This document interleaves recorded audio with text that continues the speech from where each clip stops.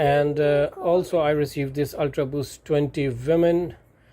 It's a small size 36, but I love the colorway. It's white and a combo of fading red. Let's see.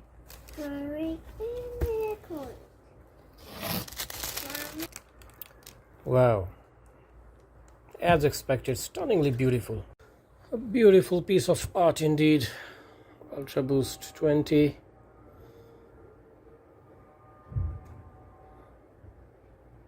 And as I've already reviewed Ultraboost 20, you can watch those videos on the channel as well. Double midsole of Ultraboost, the Continental non-slip rubber,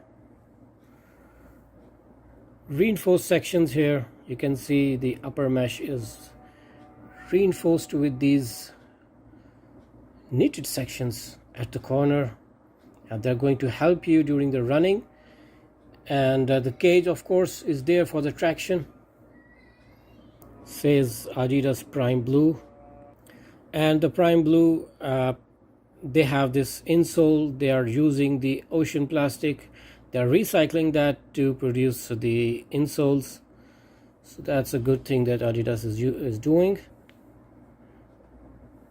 It's a pinkish shade, not actually a red, but it's a fading color combo with a basic white that they have used in other Ultraboosts as well. A very soft sock liner section for support and grip.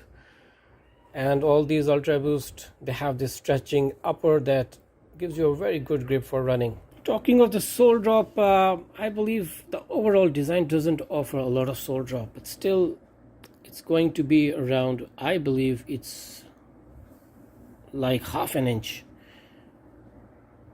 That's the sole drop I believe the shoe offers. It says Ultraboost over here in pink, if you see.